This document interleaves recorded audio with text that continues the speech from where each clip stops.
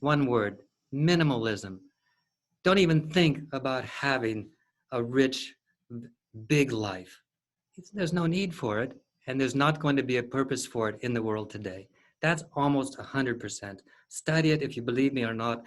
It's almost 100%. We cannot continue as a planet to have a consumer society. Do you know that 60 or 70% of the economy of the United States is buying consumer goods and things of that nature? It's out of your it's crazy. What the hell do you need all of that stuff for? You're destroying the planet, and does it make you any happier? No, doesn't make you any happier. Does it fulfill your meaning in life to have all that junk? No, it doesn't, because at the end of your life, let's say you get up to the pearly gates and says, well, your life, how did you do? But you guys seem to be more interested in having a bunch of stuff and not too much worrying about, how you impacted your interspiritual development. And by the way, your service to the outward community. When I die, I hope that I can at least in a little bit say, I lived this life, with a purpose to fulfill the real purpose for living. You ask most of your friends, what's the purpose for living? Many of them won't be able to answer that question. All of you, I think, can answer it, but I don't think many people can. We know because we're Baha'is, that's what we're taught. So that's one answer. Did I forget something? Does anyone have, that's beautiful. Thank you so much, Gary. Is there any other, so that's maybe a way to live? Oh, let me go on and say a little bit more. Yeah.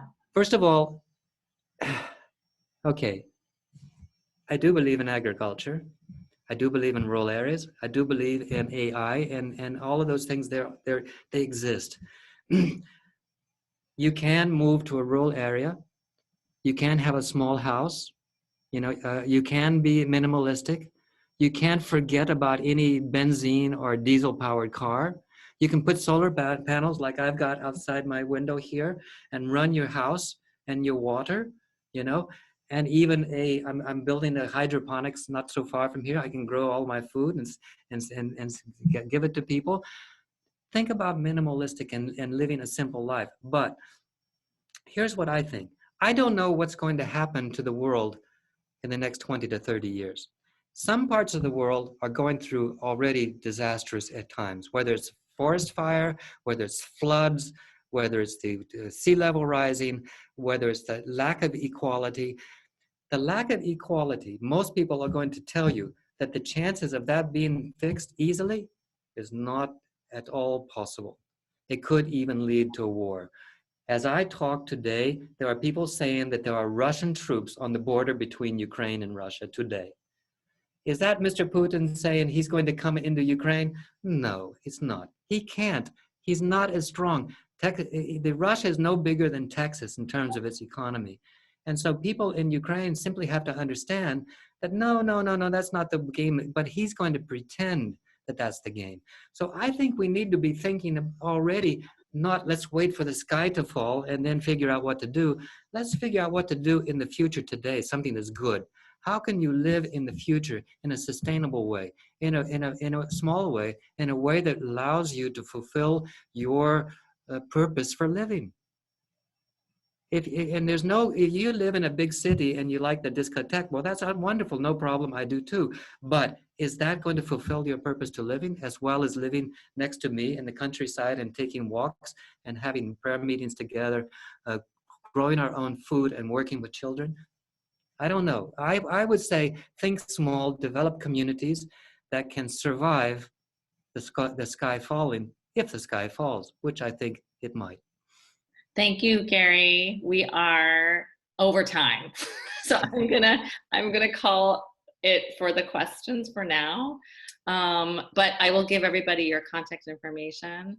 And I would encourage you to look up Gary's farm, where he's mentioned how he lives minimalistically, how he does children's virtues classes, how he works within the community setting to create change based on based on his understanding of our true mission and what gives true peace and prosperity based And, on all of his experiences, he's bringing them to bear in his local community. and all of you can come here and live for a month in the summer.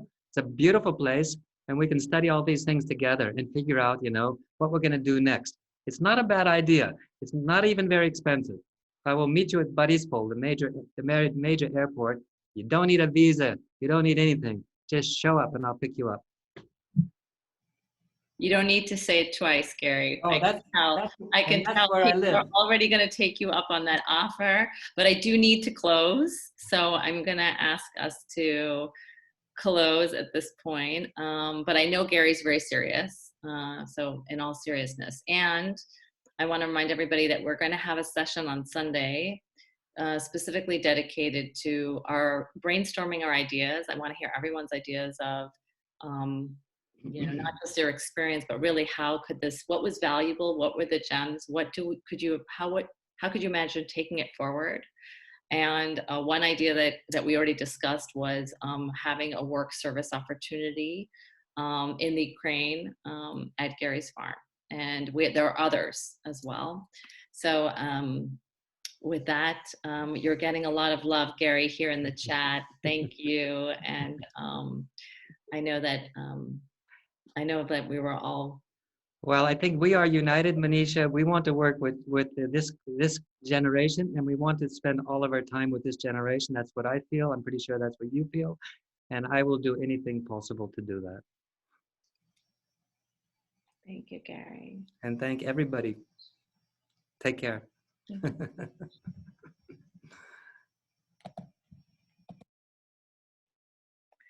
Thank you, everyone. I think everyone who was able to stay really enjoyed that extra time together, right?